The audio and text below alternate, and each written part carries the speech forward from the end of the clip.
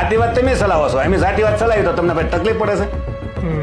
જે દિવસે OBC ST વાળા જાતિવાદ ચલાવ્યો ને તો ગોતતા નહીં હાથમાં આવે. કોણ? ઓબીસી એસટી વાળા જાતિવાદ ચલાવે છે તો આ 3% વાળા વાણિયા બ્રાહ્મણ નહીં ગોતતા હાથમાં આવે. જ્યાં સુધી બ્રાહ્મણવાદી સિસ્ટમની સાથે તમે કામ કરો, બ્રાહ્મણવાદી પાર્ટીમાં કામ કરો તો તમે નેતા. જે દિવસે તમારા અધિકારો માટે બોલો એટલે તમે નીચ છો, નાલાયક છો. આ જાગૃત અને સ્વાર્થી કોમ છે જે પટેલોની વાત કરીએ. અને તમે ઓબીસી ના વિરોધી આંદોલન જેટલા કર્યા છે એના વિરુદ્ધ અમને ખબર છે, મહેસાણાના પટેલો કર્યા છે. આ વાસ્તવિકતા છે કે ભાઈ આ જે બ્રાહ્મણવાદ હતો હવે પટેલવાદ ચાલવા મળ્યો છે. અચ્છા. અને પટેલોને ખરેખર એવું હોય કે ભાઈ અમારો જ બધે હોવો જોઈએ તો પણ તમે ગુજરાતમાં એવો કાનૂન લાવો ને કે પટેલોને મત દેવો છો, બીજાને મત નહીં લેવાના. પટેલોને ઓબીસી એસસી એસટી બધાના મત જોઈએ. હા, હા, પણ કામ પાછું પટેલોનું થવું જોઈએ. હવે તમે જો વિચાર કરો, મને તો ક્યારેક બ્રાહ્મણ થોડો ક્યારેક હાથ લાગી જાય કે બ્રાહ્મણો કઈ બોર્ડ જ મારે, કઈ કોઈ કોળીને મકાન નહીં દે, પ્રજાપતિને મકાન નહીં દે, દલિતને મકાન નહીં દે. આ પાટીદારો તો બોર્ડ મારે કે પાટીદાર છે મકાન નહીં. અને હું તો એમ કહું 100% અનામત આપી દો ને, જફા મટી જાય. આ 3% છે વાણિયા બ્રાહ્મણ, એને 3% અનામત આપી દો. 1% વધારે આપી દો દાન દક્ષિણ. આપણે દાન દેવા માનવી છે એટલે 4% આપી દો હાલો દાનમાં.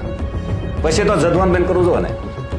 હેરાન કરો પછી તો 96% દેશના લોકો છે ગુજરાત એને તો આપો. એમ તો જગાડવા નીકળ્યા છીએ ને. છેલ્લે પાણીની ડોલ નાખશું, જાગ ભાઈ જાગ, આ તારું હણાઈ રહ્યું છે, ખાઈ રહ્યા છે એમ ઓબીસી જાગે ખરો? અરે જાગે ને. નમસ્કાર, ક્રાંતિ માર્ગથી હું વિમિત કુમાર. સાથીઓ, કહેવામાં આવે છે કે ગુજરાતમાં ત્રીજો પક્ષ ચાલતો નથી. ફક્ત 2 જ પક્ષ, કોંગ્રેસ અને ભાજપ, એ વર્ષોથી રાજ કરે છે દેશ અને રાજ્યની રાજનીતિમાં. તો શા માટે આવું થાય છે?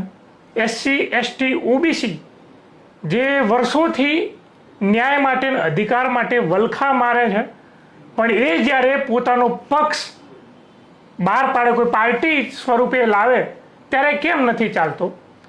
એસસી એસટી ઓબીસીની વસ્તી આશરે 85% છે, પણ એ પોતાનું રાજનૈતિક ભવિષ્ય નક્કી નથી કરી શકતી. એવામાં ધરમસિંહભાઈ ધાપા એ વ્યવસ્થા પરિવર્તન પાર્ટી લઈને આવે છે અને એમની પાસે જ જાણીશું કે એમના અનુભવો કેવા રહ્યા. ધરમસિંહભાઈ, ક્રાંતિ માર્ગે આપનું હાર્દિક સ્વાગત છે. જી ગણન. શું કહેશો ધરમસિંહભાઈ, તમે વ્યવસ્થા પરિવર્તન પાર્ટી લગભગ 2016-17થી તમે ચલાવો છો. પહેલાં તો નવી પાર્ટીની ફરજ શા માટે પડે અને શા માટે તમે કોળી સમાજમાંથી આવો છો અને એસસી એસટી ઓબીસીના નેતૃત્વવાળી પાર્ટી કેમ રૂલ નથી કરતી, કેમ રાજ નથી કરતી? પહેલાં તો જે વ્યવસ્થા પરિવર્તન પાર્ટી બનાવી છે એના એજન્ડા શા માટે બનાવવામાં આવી છે તો વાત કરીએ આ દેશની રાજનીતિની. દેશમાં જ્યારે સંવિધાન નહોતું અને દેશ ગુલામ હતો એ સમયે તો ઓબીસી એસસી એસટીને પક્ષ બનાવવાની કંઈ કાયદો નહોતો વોટનો કાયદો. પણ જ્યારે બાબા સાહેબે સંવિધાન લખ્યું અને સંવિધાનમાં એ પણ લખ્યું કે ભાઈ દરેક લોકો હવે જેને રાજ કરવું હોય એ પોતાનો પક્ષ બનાવી શકે. તો એ વાત આપણા જેને કહેવાતા આ દેશના મૂળ ઓબીસી એસસી એસટી એને ખબર જ નહોતી કે પક્ષ કેમ બનાવો. અને આપણા ઓબીસી એસસી એસટીમાં ભણેલા નહોતા એટલા બધા. તો આ દેશમાં ભણેલા ગણેલા વાણિયા બ્રાહ્મણ હતા. તો તમામ પક્ષ વાણિયા બ્રાહ્મણ બનાવી નાખ્યા અને વાણિયા બ્રાહ્મણે બાબા સાહેબનું સંવિધાન પૂરેપૂરું વાંચ્યું કે ભાઈ હવે કોઈ રાજા ક્ષત્રિય હોય રાજા, એ રાજા નહીં બની શકે. બરાબર, મતની પેટીમાં રાજા બનશે. બરાબર, અને જે ઉમેદવાર ઉભો રહે એને મત મળે રાજા, એ રાજા બનશે. અને રાજ લાવવું છે તો પોતાનો પક્ષ બનાવવો પડશે. એ વાત આ વાણિયા બ્રાહ્મણને મગજમાં ઉતરી ગઈ. તો કોંગ્રેસના માલિકો વાણિયા બ્રાહ્મણ જનસંઘ બન્યું એના માલિકો વાણિયા બ્રાહ્મણ, ભાજપ બન્યું એના માલિકો વાણિયા બ્રાહ્મણ, અને અમે તાજમાં જે આમ આદમી પાર્ટી બની એના પણ માલિકો વાણિયા બ્રાહ્મણ. તો આ દેશના વાણિયા બ્રાહ્મણો એવું વિચારે છે કે સત્તામાંય વાણિયા બ્રાહ્મણો હોવો જોઈએ, વિરોધ પક્ષમાં વાણિયા બ્રાહ્મણો હોવો જોઈએ, બરાબર. તો એ વાણિયા બ્રાહ્મણોએ પક્ષ એ માટે બનાવ્યા કે ભારતની તમામ સંપત્તિ હોય કે તમામ વિભાગો હોય એ આ બે સમાજ જ હોવો જોઈએ. પણ બાબા સાહેબના સંવિધાનમાં એમ લખ્યું કે દરેક જાતિના લોકો અને ધર્મના લોકો રાજનીતિમાં આવવા જોઈએ, બરાબર. તો પહેલી વાર એવું થયું કે બાબા સાહેબનું સંવિધાન કાશીરામ સાહેબે વાંચી લીધું, અને કાશીરામ સાહેબે બીએસપી એટલે બહુજન સમાજવાદી પાર્ટી બનાવી, અને બહુજન સમાજવાદી પાર્ટી બનાવી એ સમય એવો હતો કે એસસી કહેવાય કે ઓબીસી હોય કે આ આદિવાસી સમાજ હોય એ તમામે તમામ કોંગ્રેસ ભાજપમાં જ કામ કરતા હતા, બરાબર. અને કાશીરામ સાહેબ તો એ સાયન્ટિસ્ટ હતા, એની લેબોરેટરીમાં આવી ગયું કે લોકશાહીમાં જેના ઝાઝા મત હોય એનું રાજ હોય છે, પણ ઝાઝા છે એનું રાજ નથી, 2-3% વાળાનું રાજ છે, બરાબર. તો ઝાઝા છે એને સમજાવવા પડશે, અને આપણી મૂળ સમસ્યા છે એનું કારણે સમજાવવું પડશે, સમજ્યા. એટલે કાશીરામ સાહેબે શરૂ કર્યું, મતની કિંમત પણ સમજાવી આપણા લોકોને, બિલકુલ, બરાબર. અને કોનું રાજ છે, એનું રાજ છે તો કોના મતથી છે, અને આપણા મતથી એનું રાજ આવે છે તો આપણને કેમ અત્યાચાર અન્યાય કરે છે લોકો, બરાબર. આપણી સમસ્યા મૂળ જડ હતી એ સત્તા, અને સત્તા ઇઝ માસ્ટર કી, બરાબર. એટલે કાશીરામ સાહેબે સાયકલ નીકળ્યા અને 1 પાકિસ્તાન થાય એવું યુપી અને સમજાવવા મળ્યા કે ભાઈ આપણું રાજ હોવું જોઈએ, આપણા મતથી આપણે સરકાર બનાવવી જોઈએ, બરાબર. કાશીરામ સાહેબ આગળ કોઈ જાય કે ભાઈ અમે આપણા અત્યાચાર થાય છે સાહેબ, તો કાશીરામ સાહેબ એમ કહેતા कि इतना बड़ा यूपी में उत्तर प्रदेश में मैं अकेला काशीराम साहब कहाँ जाऊँगा, मैं निकला हूँ मेरे समाज को शासक समाज निर्माण करने का है, सत्ता लावी से, बराबर. जाओ આપણે રાજધાની વાત કરો. તો આપણો સમાજ સમજી ગયો ઓબીસી એસસી એસટી, અને આ વાણિયા બ્રાહ્મણના પક્ષને ધિક્કાર કર્યો અને કાશીરામ સાહેબની પાર્ટીમાં આવી ગયા, ને માયાવતીબેનને 4 વાર મુખ્યમંત્રી બનાવ્યા. અને મુખ્યમંત્રી બનાવ્યા પછી એ વખતે ઓબીસીનું સરકારી વિભાગમાં નોકરી નહોતી, એટલે કાશીરામ સાહેબે એક ઓબીસીનું ને એસસીનું એક ભાગીદારી ભવન બનાવ્યું, અને ભાગીદારી ભવનમાં જેટલા ઉચ્ચ અધિકારીઓ હતા ઇન્ટરવ્યુ લેવાના એને કહી દીધું કે આ ભાગીદારી ભવનમાં જેટલા આવે સિલેક્ટ કરી લેવાના. તો એ સમયે 300 ઓબીસીના કર્મ આઈપીએસ ને આઈએસ બનાવ્યા હતા આ ભાગીદારી ભવનમાં. જેવી રીતે અત્યારે પાટીદાર અહીંયા સરદાર ભવન બનાવ્યું છે, અને આઈએસ ને આઈપીએસ ને કેમ ફેક્ટરી બનાવ્યું છે, અને 39 આઈએસ બનાવ્યા છે જાતિવાદી લોકોએ. તો જો યુપીમાં ઓબીસી એસસી એસટીનું ગઠબંધન થયું અને સરકાર બની અને આખા ભારતમાં મેસેજ ગયો કે ઓબીસી એસસી એસટી જાય તો સત્તા પરિવર્તન થાય, બરાબર.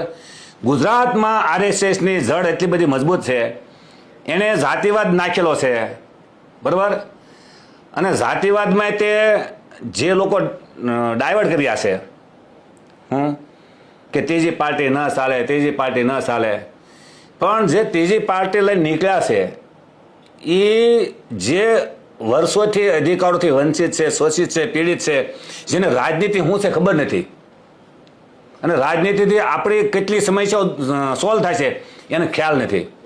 અને ખાસ કરીને ઓબીસીની વાત કરીએ, ઓબીસી કોરી સિલેક્ટ છે, જેને પાર્ટી કહેવાય, એમાં તમે જે લખો એ બિચારો વાંચે છે, બરાબર. અને રહી વાત જે ઓબીસીમાં ગુજરાતમાં જે ધુરંધરો છે એ તમામે તમામ વાત કરીએ એને આગળ કહેવાય ને કે અધિકારો શું છે કે ભાઈ આપણા અધિકારો કોણ ખતમ કર્યા છે, બરાબર. જે પાર્ટીમાં કામ કરે છે એ કોઈ બોલી નથી શકતા. તો વ્યવસ્થા પરિવર્તન પાર્ટી એ માટે બનાવવામાં આવી કે બાબા સાહેબે જે સંવિધાનમાં લખ્યું છે કે આ દેશમાં જેટલી વસ્તી એટલો અધિકાર એનો, નોકરીમાં, શિક્ષણમાં, લોનમાં, જમીનમાં. તો ઓબીસી સમાજ અને એસસી એસટી સમાજ, તો ખાસ કરીને ઓબીસીની વાત કરું તમને, એસસી એસટી તો જાગૃત જ છે. એ તો મોકો જોવે છે કે ઓબીસી આ મારો મોટો ભાઈ આગળ આવે. તો જે બાબરિયા સાહેબે મને તૈયાર કર્યો, બરાબર, કે ઓબીસીને જગાડવો પડશે, એના માટે અમે રાજનીતિ કામ કરીએ છીએ. આજે 10 વર્ષ પહેલા તમે જોઈજો, કોઈ ઓબીસીનો દીકરો અધિકાર વિશે બોલતો નહોતો. તો કલ અમારા એવા સંગઠન ને ઓબીસી અધિકાર જાગૃતિ અભિયાન ને વ્યવસ્થા પરિવર્તન પાર્ટીના માધ્યમથી આખા ગુજરાતમાં તમામ લોકોને અધિકારની વાત કરતા શીખવાડી દીધા છે.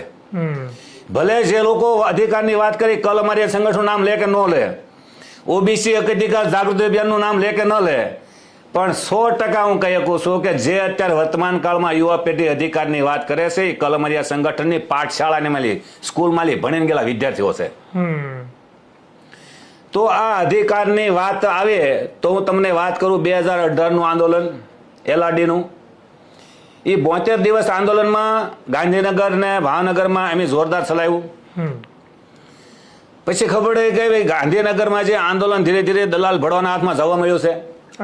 દલાલ ભડવા એટલે દોગલા લોકો કે આંદોલન તોડવા માંગતા હતા. પછી અમે ભાવનગર શરૂ કર્યું. ભાવનગરમાં ધારાસભ્ય જીતુ વાઘાણીને ઘરે ઘેરાવ કર્યો કે ભાઈ અમારા ઓબીસી એસસીના વિરોધમાં આવડો મોટો ગેરબંધારણી પરિપત્ર તૈયાર થયો છે અને તમે એકલા પટેલોના મતથી નથી છૂટાણા, તમે ઓબીસી એસસીના મતથી છૂટાણા છો, બરોબર. ત્યાંથી રહીને પછી વિભાવરીબેન દવેના ધારાસભ્યના ઘરે ગયા. એથી ત્યાંથી નીમુબેન બાંભણિયા હાલમાં સાંસદ છે એના ઘરે પણ ગયા.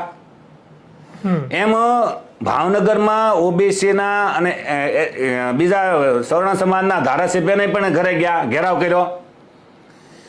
પછી ના છૂટકે અમે 21 જણાએ મુંડન કરાવ્યા કે આ ભાજપા સરકાર અમારા માટે મરી ગઈ છે, અને એનું ખરેખર અમે મુંડન કરીને 12મું કર્યું હતું.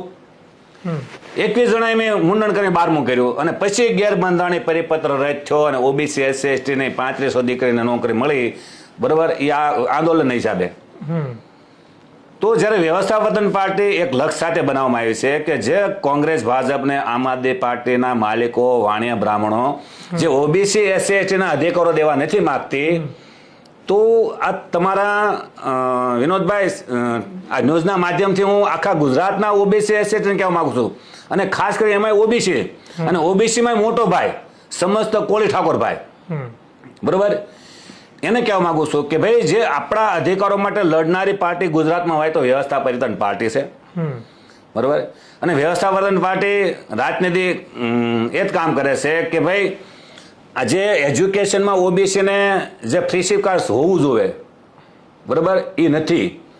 તો ઓબીસીમાં આવતી જે જ્ઞાતિઓ છે એને ફ્રીશીપ કાર્ડ શું છે ખબર નથી. જેવી રીતે આયુષ્માન કાર્ડ હોય કોઈ આગળ ને હોસ્પિટલમાં એ કાર્ડ લાગુ પડતું હોય અને ત્યાં કોઈ દર્દી દાખલ થાય તો 10 લાખ સુધી બિલ થાય તો સરકાર ભરી દેશે. એવી રીતે ઓબીસીના દીકરી દીકરાઓને 12 પછી મેડિકલ કોલેજમાં જાય કે એન્જિનિયરિંગ કોલેજમાં જાય તો જો ઓબીસીના દીકરા આગળ ફ્રીશીપ કાર્ડ હોય તો જેવું ફ્રીશીપ કાર્ડ આપે તો એ ફી તો માફ થઈ જવાની છે. ટૂંકમાં ફ્રીશીપ કાર્ડ એટલે ફી માફી આપતું કાર્ડ. તો ઓબીસીને ફ્રીશીપ કાર્ડ છે એ વ્યવસ્થાપન પાર્ટીમાં એજન્ડા છે કે ભાઈ વ્યવસ્થાપન પાર્ટીની સરકાર બને તો ઓબીસીનું ફ્રીશીપ કાર્ડ શરૂ કરવાનું છે, અને ન બને તોય પણ એમની લડાઈ લડવાના છીએ. તો આ ફ્રીશીપ કાર્ડની વાત આવી છે તો કોંગ્રેસ તો આપવા તૈયાર નથી, નથી ભાજપ આપવા તૈયાર, નથી આમ આદમી પાર્ટી આપવા તૈયાર. તો ઓબીસીના લોકોને ખ્યાલ હોવો જોઈએ કે આપણા માટે લડનારી પાર્ટી કઈ છે, બરાબર. તો હું તમને કહેવા માંગુ છું કે તમે મને તમારા સ્ટુડિયોમાં બોલાવીને જેમ આપ વ્યવસ્થાપન પાર્ટીની જે વિચારધારા છે એ કહેવાનો તમે મને મોકો આપ્યો છે, એટલે પહેલાં તો હું તમારો ખૂબ ખૂબ આભાર માનું છું.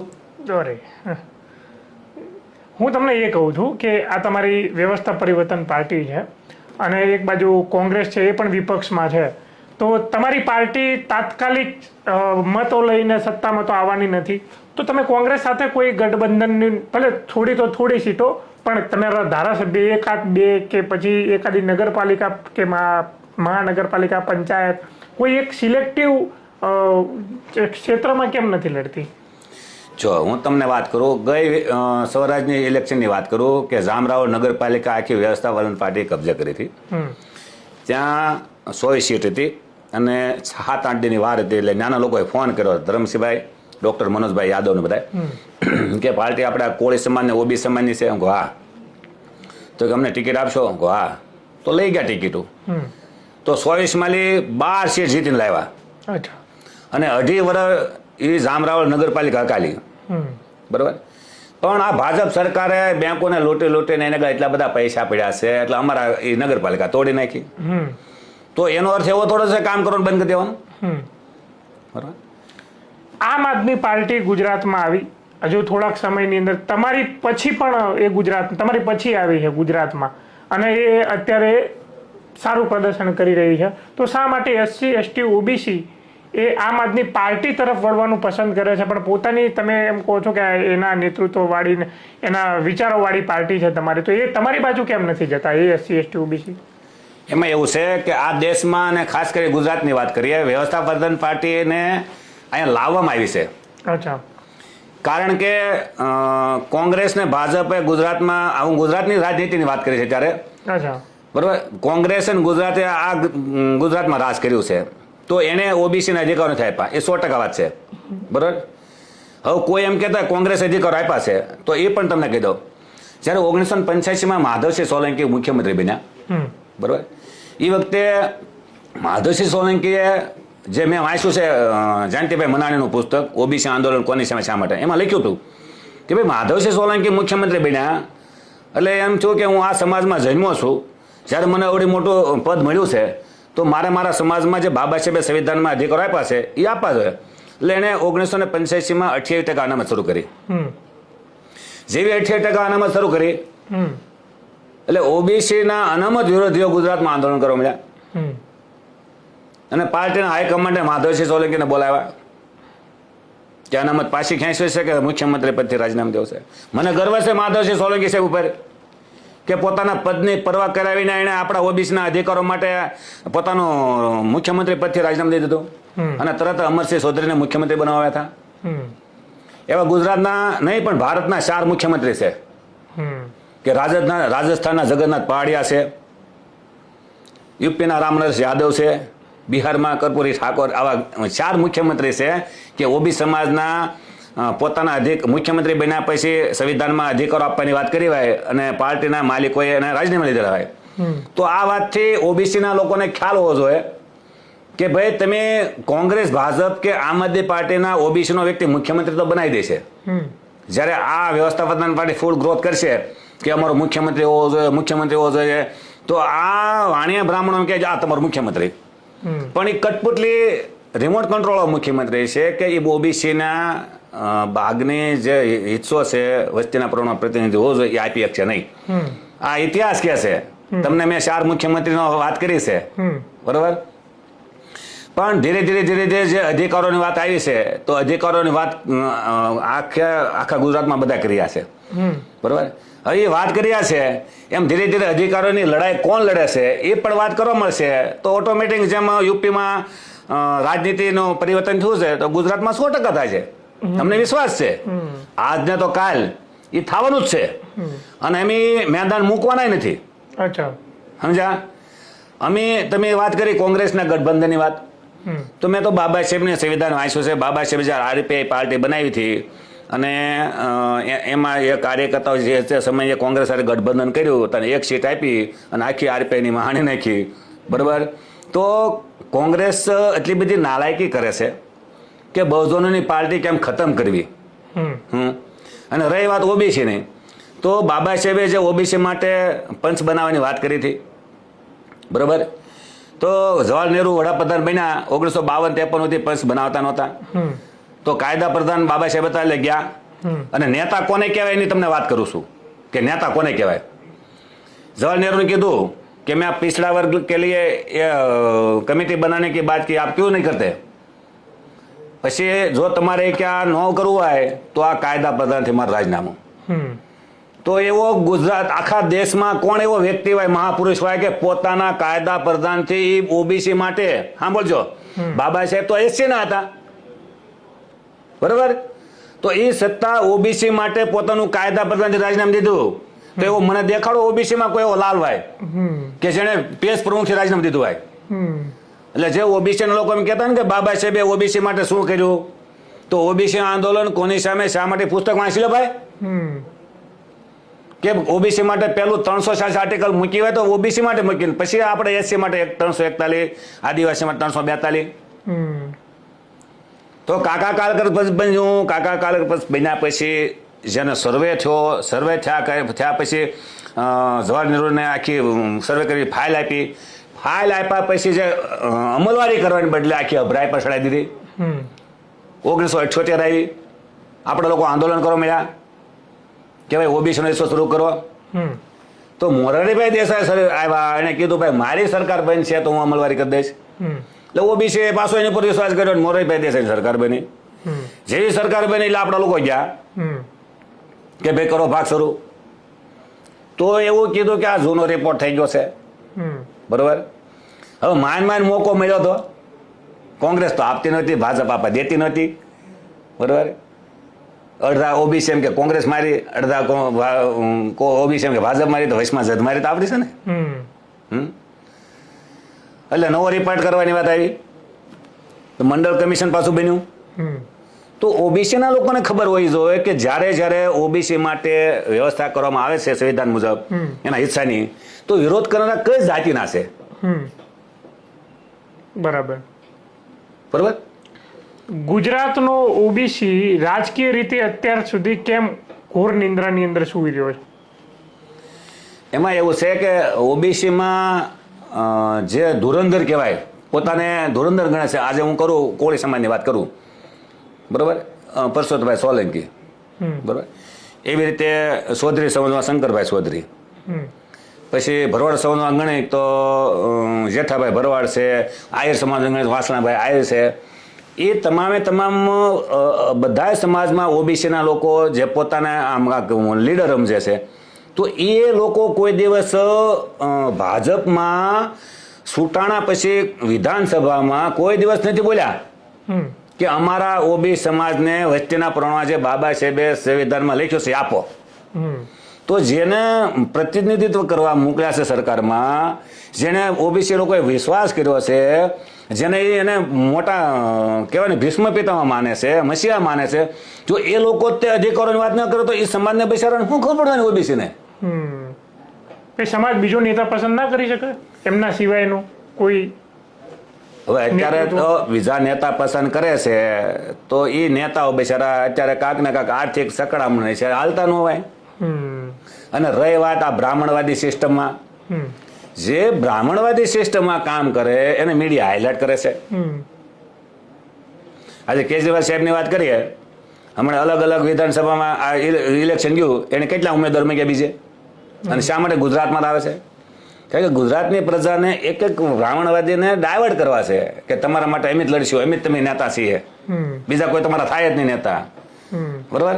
આજે હું જે કામ કરું છું, બરોબર, અમારી ટીમ જે કામ કરે છે એ બધાને ખબર છે.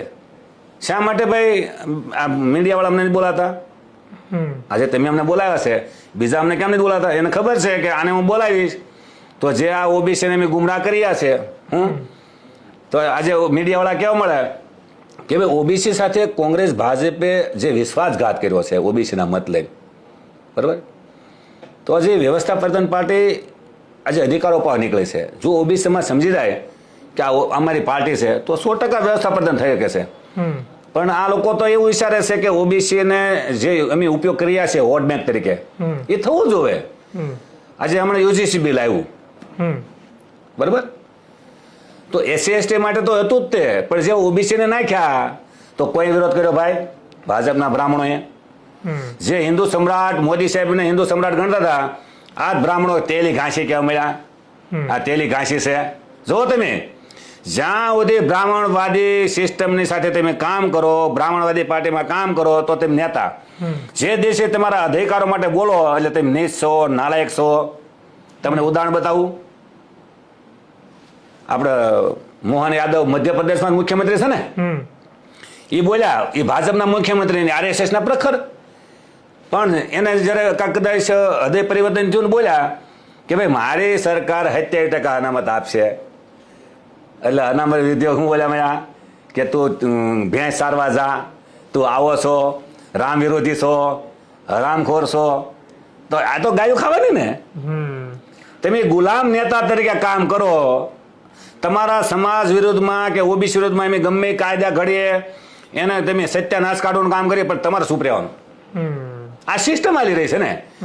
પણ અમે બાબા સાહેબ, કાશીરામ સાહેબ ને જ્યોતિરાવ ફૂલે રામાસ્વામી પેરીને વાંચ્યા છે. એટલે અમારા જે મહાપુરુષે લડાઈ લડી છે અમારી વ્યવસ્થા માટે, એ આ લોકો અમે છે, આ 3% વાણિયા પ્રમાણે.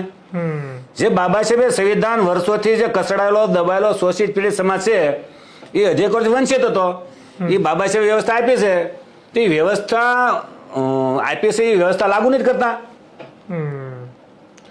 તમે ઓબીસી અનામતની વાતચીત કરી કે કેન્દ્રમાંથી લઈને બહુ બધા વલખા મારવા પડ્યા અને એ વખતે પણ એટલો બધો વિરોધ થયો, પણ જ્યારે ભાજપની સરકાર કેન્દ્રમાં બની તો 10 જ વર્ષની અંદર એમને ઈડબ્લ્યુએસ સવર્ણ અનામત આપી દીધી. તો આ કેટલું યોગ્ય છે તમારી દ્રષ્ટિએ? જોઈ તો જેના હાથમાં વાય એ મોંમાં વાય. સાંભળો, જ્યારે પાર્ટી તે જો સવર્ણ એટલે ખાસ કરીને તે સવર્ણને જે ઈડબ્લ્યુએસ આપ્યું છે એમાં તે એ વાણિયા બ્રાહ્મણને સુદામાં કોઠો કહેવાય. સાંભળજો, એ સવર્ણ કરીને એમાં તે વધારે હિસ્સો તો વાણિયા બ્રાહ્મણ લઈ જાય છે. સમજાય આખી વાત? હવે બાબા સાહેબે કોઈ આર્થિક આધાર પર કોઈ અનામતની જોગવાઈ કરી જ નથી, પણ એમની સરકાર બધી લાવી દીધી છે. બરાબર, તો આ એ યોગ્ય નથી, એ સંવિધાનની ગેરકાયદેસર છે, સંવિધાન વિરુદ્ધ છે. તેમ છતાં ઓબીસી એટલો વિરોધ કરવો જોઈએ એ મુજબ તો એટલો કર્યો નથી. જે લોકોએ કર્યો છે તો કર્યો છે, પણ હવે એમની સરકાર હતી, બરાબર, એટલે 3 જ દિવસમાં આપણે જ્યારે ઓબીસી માટે આવતા કે પંચ બનાવવું પડશે અને સર્વે કરવો પડશે અને ઘણા બધા ખ્યાલ આવે છે, ઓલા સની દેઓલના ફિલ્મ જેમ કેસ ઉપર એમ જેમ. તો કાકા કાલકર પંચ બન્યું, મંડળ કમિશન બન્યું, હમણાં છેલ્લે ઝવેરી પંચ બન્યું. જ્યારે ઝવેરી પંચ બન્યું ત્યારે મને ગાંધીનગરમાં બોલાયો હતો. મેં કીધું ભાઈ ઓબીસી આંદોલન કોની સામે શા માટે આ જો તમે પુસ્તક, મારું પુસ્તક લઈ ગયા છે કે જે ઝવેરી પંચ વાળા, મને કે આ બધું ક્યાં લખ્યું? જોઈ લો, મને મારું પુસ્તક પાછું આપજો કહો. તો નથી આપ્યું. એમાં લખ્યું જ છે કે ઓબીસી ની વસ્તી ક્યારે થઈ, ક્યારે નથી થઈ, કેટલા આંકડા છે એમાં બધાને ખબર છે. સાંભળજો, અને આપણો આ ઓબીસી નો હિસ્સો કોણ ખાઈ રહ્યો છે એ બધાને ખબર છે.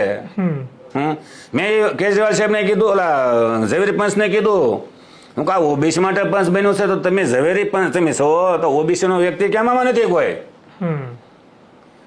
આજે કિસાન માટે બન્યું હોય તો કિસાન જે ખેતી કરતો એને હોવો જોઈએ, મજૂર સંઘ બન્યો હોય તો મજૂર કરતો એ હોવો જોઈએ. હવે તમે બધાના બાપ બની જેમ થોડા હાલે? એ કેટલું યોગ્ય છે? હાલો, જ્યારે ઓબીસી માટે જ કોઈ પંચ બનતું હોય, ઓબીસી માટે કોઈ કમિટી બનતી હોય તો ઓબીસી લોકો તો હોવો જોઈએ ને, કે ન હોવો જોઈએ? બિલકુલ હોવા જોઈએ. હે, તો આ લોકો ખેલ કરે છે, ખાલી ઓબીસી ને મૂર્ખ સમજે છે. પણ અમે ઓબીસી ને જગાડ્યા નહીં રહીએ અને જગાડીએ જ છીએ. અસલી દુશ્મનની પહેચાન કરી આવી છે કે દોસ્ત ને દુશ્મન કોણ છે એમ. પણ જ્યારે ઓબીસી ને જે રાજનૈતિક અનામત આપવામાં આવે છે સ્થાનિક સ્વરાજ્યની ચૂંટણીની અંદર, ત્યારે આ જ ઈડબ્લ્યુએસ ધરાવતા પાટીદાર સમાજના લોકો એ કોર્ટમાં જાય છે એને નાબૂદ કરવા માટે કે ભાઈ જો ઓબીસીને રાજનૈતિક અનામત સ્થાનિક સ્વરાજ્યની ચૂંટણી એટલે કે પંચાયત, નગર પંચાયત, મહાનગરપાલિકા બધે મળશે તો પછી અમારું વજૂદ ઓછું થતું જશે. તો એ લોકોએ એ સુધી વિરોધ કર્યો અને ઓબીસીએ ઈડબ્લ્યુએસમાં પણ વિરોધ નહોતો કર્યો એમ. જો જે એમાં એવું છે, આ જાગૃત અને સ્વાર્થી કોમ છે. જે પટેલોની વાત કરીએ, મારે અમરેલીના ધારાસભ્યના છોકરાને એક દી ખાલી વોટ્સએપમાં કાંઈક મેસેજ આવ્યો કે ભાઈ અનામત રદ થાય છે. એટલે મેં સીધો ફોન કર્યો, ભાઈ હું કહું ભાઈ અમે ઓબીસીને અધિકારની વાત કરી છે, અનામતની વાત કરી છે, બરાબર, તમે શા માટે વિરોધ કરો છો? અમારી લડાઈ અધિકારોની લડાઈ છે. જો તમારે અમારી લડી હોય તો અમે એ પણ લડાઈ લડવા તૈયાર છીએ ને. અને તમે ઓબીસીના વિરોધી આંદોલન જેટલા કર્યા છે અનામત વિરોધી અમને ખબર છે, મહેસાણાના પટેલોને કર્યા છે. આ વાસ્તવિકતા છે. જેટલા અનામત વિરોધીના આંદોલન થયા છે યા મહેસાણાના પાટીદાર જ કર્યા છે. તો એ વાત કરીએ, મેં એ બધાને જ કહું છું કે ભાઈ આ જે બ્રાહ્મણવાદ હતો હવે પટેલવાદ ચાલવા મળ્યો છે. અચ્છા. અને પટેલોને ખરેખર એવું હોય કે ભાઈ અમારો જ બધે હોવો જોઈએ, તો પણ તમે ગુજરાતમાં એવો કાનૂન લાવો ને કે પટેલોને જ મત દેવો છો, બીજાને મત નહીં લેવાના. જો તમે ખરેખર લડાઈ લડવા માંગતા હો, બરાબર, અને ખરેખર તમે બહાદુર વાવ તો કરો. અમે તો બહાદુર જ છીએ. અમે કહેવત માંગીએ છીએ ભાઈ ઓબીસી નામાં ઓબીસી મળવા જોઈએ અને પાટીદાર પાટીદાર મળવા જોઈએ. ખબર પડે તમે કેટલા ધારાસભ્ય બની શકો. અમારા મત લઈને તમે સત્તામાં જ્યાં પછી તમે અમારા વિરુદ્ધમાં કાયદો ઘડો છો એ તમે ખાનદાની નથી. સમજાણે? ખાનદાની માણા હોય ને તો જેનું ખાય એનું ન ખોદે. અચ્છા, એટલે પટેલોને ઓબીસી એસસી એસટી બધાના મત જોઈએ. હા, હા, પણ કામ પાછું પટેલોનું થવું જોઈએ. હવે તમે જો વિચાર કરો, મને તો ક્યારેક બ્રાહ્મણ થોડો ક્યારેક હાથ લાગી જાય કે બ્રાહ્મણો ક્યાંય બોર્ડ જ મારે, ક્યાંય કોઈ કોળીને મકાન નહીં દે, પ્રજાપતિને મકાન નહીં દે, દલિતને મકાન નહીં દે. આ પાટીદારો તો બોર્ડ મારે કે પાટીદાર છે મકાન નહીં. એ સંવિધાનની વિરુદ્ધમાં જ છે ને. સંવિધાનમાં તો લખ્યું છે ભાઈ ગમે ત્યાં ગમે વિસ્તારમાં ભારતનો નાગરિક મકાન લઈ શકે. સાચી વાત. પછી આંતરજ્ઞાતિઓ લગ્ન વિશે તમારું શું કહેવું છે? જો જે આંતરજ્ઞાતિઓ લગ્ન છે થવા જોઈએ. ભાઈચારું નિર્માણ કરવું થવા જોઈએ. તો જાતિવાદ ખતમ થાય ને. જાતિહીન સમાજની સ્થાપના કરવી જોઈએ. અચ્છા, बराबर. जब तक जाति खत्म नहीं होती है तो तब तक जाति को एक हथियार पर तौर पर इस्तेमाल करना सीख लो. ये काशीराम साहब નું સૂત્ર છે. જાતિ ખતમ કરવી બહુ મુશ્કેલ છે. બાબા સાહેબે સંવિધાન કીધું એ વખતે કે જાતિ ખતમ થઈ જાય, જાતિ સમાજની સ્થાપના થઈ, એ વખતે હાંસા હતા. પણ સાયન્ટિસ્ટ કાશીરામ સાહેબ હતા, એને લેબોરેટરીમાં આવી ગયા કે જાતિ ખતમ કરવી બહુ મુશ્કેલ છે. એટલે નિષ્ફળ તો કાઢ્યો ને. બિલકુલ. કે જબ તક જાતિ ખતમ નહીં હોતી है तब तक जाति को एक हथियार पे तौर पर इस्तेमाल करना सीख लो. અચ્છા, તો એ 3% વાવણો જાતિવાદ કરીને જો સરકાર બનાવી શકતા હોય તો ઓબીસી એસટી વાળા જાતિવાદ કરીને હું સરકાર ન બનાવે. લાગે છે એવું બનાવી શકે? હા, બનાવી શકાય ને. અચ્છા, કાશીરામ સાહેબ નો પવન આખા દેશમાં હાલી આવ્યો છે.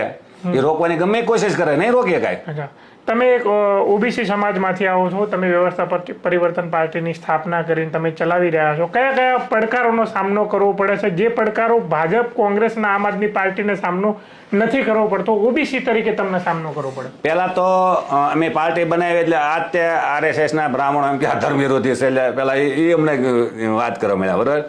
જ્યારે ઓબીસી અધિકારો માટે વિરોધ કરે એટલે કે ધર્મ વિરોધી છે, અધિકારો માટે વાત કરે તારે. બરાબર.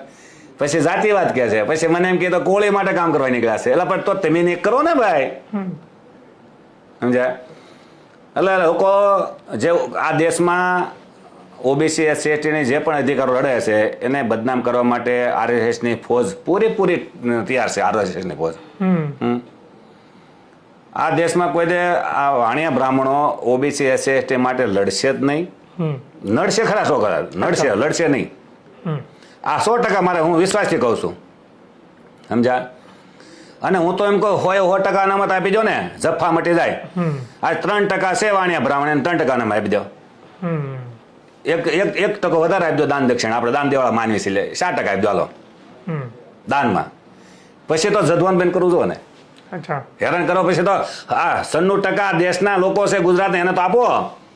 તે દેવી પૂજકનો છોકરો કોઈ દે કલેક્ટર નો બનવો જોઈએ, માલધારીનો છોકરો કોઈ દે જજ નો બનવો જોઈએ, કોળીનો છોકરો કોઈ એસપી નો બનવો જોઈએ, પ્રજાપતિનો છોકરો કોઈ ડીએસપી નો બનવો જોઈએ. એવી એની માનસિકતા. સમજા? તો બાબા સાહેબે તો બધા ધર્મ માટે લખ્યું છે, બધા જાતિઓને માટે લખ્યું છે, બધા સમાનતા હોવી જોઈએ, સમરસતા નહીં. તમે સમરસતાની માનો આણો, સમાનતાની વાત માનો. સંવિધાનમાં સમાનતા છે. જે તમે 9,000 કરોડના બુસ મારી દો છો તો અમારા ઓબીસી સમાજને 9,000 કરોડનું બુસ મારવાની તક આપો ને ભાઈ, તો ક્યાં ક્યાં નીકળી જશે. હે 11,400 કરોડ નીરવ મોદીના માફ કરો છો તો અમારા ઓબીસી એસટી માફ કરો ને. કેમ ભાઈ નથી થતા? જાતિવાદ તમે ચલાવો છો, એમ જાતિવાદ ચલાવી તો તમને ભાઈ તકલીફ પડે છે. જે દિવસે ઓબીસી એસટી વાળા જાતિવાદ ચલાવ્યો ને તો ગોતતા નહીં હાથમાં આવે. કોણ? ઓબીસી એસટી વાળા જાતિવાદ ચલાવે છે તો આ 3% વાળા વાણિયા બ્રાહ્મણ નહીં ગોતતા હાથમાં આવે. અચ્છા, સમજા? કેટલી તમે અમને ઘેરની ગોળીઓ આપશો, ફીની ગોળીઓ હાલો કેટલા ઉતાર રાખશો? અમે તો જગાડવા નીકળ્યા છીએ ને. છેલ્લે પાણીની ડોલ નાખશું, જાગ ભાઈ જાગ, આ તારું હણાઈ રહ્યું છે, ખાઈ રહ્યા છે એમ ઓબીસી જાગે ખરો? અરે જાગે ને. અચ્છા, હું જાવ ન જાગે. હું તમને એ જ વાત કરું, 10 વર્ષ પહેલા ઓબીસી ના દીકરા દીકરી કોઈ અધિકારોની વાત નહોતા કરતા. હવે તો એ કે છે અધિકારો અમારા છે, જોતા છે. આ બધે ખૂણે ખૂણે અધિકારોની વાત કરવા મળ્યા છે. જો તો ખરા તમે. આ એક તો પરિવર્તન જ છે ને. બિલકુલ. અને આ હિન્દુ લોકો એમ કે છે ગીતામાં કે પરિવર્તન એ સંસારનો નિયમ છે, તો પરિવર્તન હોવું જોઈએ ને. કે નવું જો પરિવર્તન? બિલકુલ. હા, એક થકું શાસન છે ને નુકસાનકારક હોય છે. તમે પોતાને હિન્દુ માનો ખરા? પોતાની જાતને હિન્દુ માનો ખરા? હવે જન્મ તો મેં હિન્દુમાં મને આપ્યો છે, લિંગ સેટે મેં હિન્દુ લખ્યું છે, બરાબર. હવે હિન્દુ હું છે તો હું ઇતિહાસ જાણું છું. હું અને મોહન ભાગવત પણ એમ કે છે હિન્દુ શબ્દ વિદેશ વાળા આપ્યો છે. મોહન ભાગવત એમ કે છે, તો પછી તો મારે બધા સમજે જ છે ને. હવે શું પ્લાન શું છે તમારો આવનારા સમયની અંદર? આ પાર્ટીની અંદર જ રહેશો કે પછી SC ST OBC બધા ભેગા થઈને કોઈક એવું વિચારે કે ભાઈ નહીં આપણે બીજી એક પાર્ટી બનાવીએ, એના નેતૃત્વમાં કામ કરવાનું છે, તો તમે એ કરશો કે પછી બીજી પાર્ટી ને 3 પાર્ટી આપણે હોય જોઈએ, એક વિરોધ પક્ષમાં હોય જોઈએ, એક શાસકમાં હોય જોઈએ. અત્યારે વાણિયા બ્રાહ્મણ બધી પાર્ટી બનાવી નાખીએ તો એક વિરોધ પક્ષમાં હોય છે ને એક શાસક હોય છે. આપણી તો હોય જોઈએ. આપણી એકલી પાર્ટી એક પાર્ટી હશે ને તો આ લોકો આ વિરોધમાં બેસે કામ કરવા નહીં દે. પણ નહીં, પાર્ટીઓ હશે અત્યારે શરૂઆતની અંદર તો મત વહેંચાઈ નહીં જાય. અત્યારે જ્યારે કોઈને સત્તા પરથી ઉતારવું હોય ત્યારે બધાને એક થઈ જવાનો સમય હોય, તો એવા સમયની અંદર અલગ અલગ પાર્ટીઓ હોય ત્યારે એક જ વિચારધારાવાળી પાર્ટી બે હશે તો એ વખતે સમયે બેઠક કરશું. બેઠક કરીને જ્યાં જ્યાં જીતે હોય કે ભાઈ અહીંયા અમે લડશું, અહીંયા અમે લડશું, એ આપણે સંકલન કરશું ને. બિલકુલ. એટલે ગુજરાતની અંદર સમયે આપણે એમ લાગે પરિવર્તન કરવાનું છે એ પણ પરિવર્તન કરશું. એવું થાય ખરું કે તમે કે કોંગ્રેસ ને આમ આદમી પાર્ટી વાળા ગઠબંધન કરે છે કે ભાઈ અહીંયા તું લડજે, અહીંયા હું નહીં લડું, તો આપણે તે સમજૂતી તો કરવી પડશે ને. અચ્છા, ઘણા લોકો એવું કહેતા હોય કે નવી પાર્ટીઓને ખાસ કરીને શરૂઆતમાં મત તોડાવવા માટે આવતી હોય છે, એટલે આ મારો એવો સવાલ એ છે કે તમને કદાચ ખોટું પણ લાગે, એવું થાય ખરું કે મત તોડાવવા માટે તમને ઓફર કરતા ભાઈ અહીંયા તમારો ઉમેદવાર ઉભો રાખો ને જરા? એ RSS ના બધા એજન્ડા છે કે તમે એજન્ડાનો ભાગ બનાવવાનો કોશિશ કરી? સાંભળો મારી વાત. એ કે મત ફેલ થાય છે, નાની પાર્ટીને મત ન દેવાય, મત તોડાવે છે, એ તો એને ખબર છે આ વાણિયા બ્રાહ્મણને કે OBC ને મત મળશે ને તો OBC ની સરકાર બનશે ને તો સત્તા પરિવર્તન થશે ને તો OBC ને એમ ભિખારી જેમ રાખ્યા છે ને એ પોતે પોતાના દમ ઉપર સરકાર બનાવીને આપી દે છે. OBC की सरकार, OBC की पार्टी, OBC सरकार, तभी मिलेगा OBC का अधिकार. સોશિયલ મીડિયાની અંદર તમારી પાર્ટી એટલી બધી દેખાતી એક્ટિવ હોતી નથી. જમીન ઉપર કદાચ મીડિયાના માધ્યમથી એટલી બધી પણ દેખાતી નથી. બીજી બધી પાર્ટીઓ એ સતત એક્ટિવ અને સક્રિય સોશિયલ મીડિયાની અંદર રહે છે, તો આ એક્ટિવનેસ પણ ઓછું હોવાનું કારણ શું?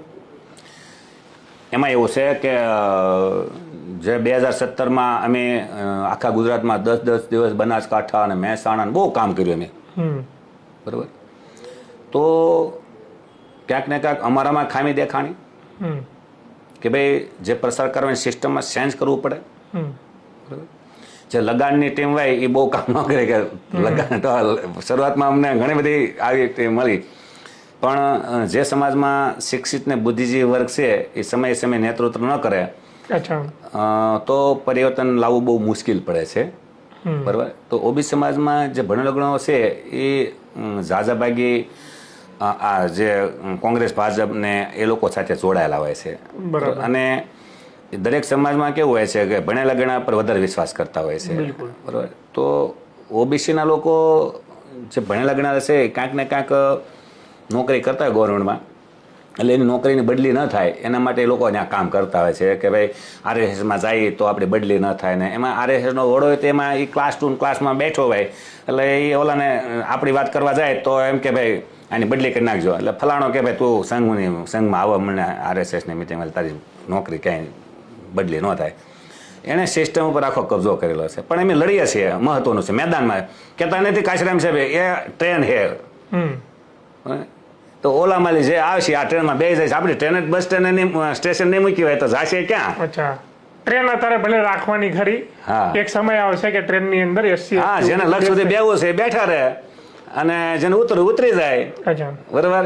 પણ જે લક્ષ સુધી તો ભોગવાની છે નીકળે એટલે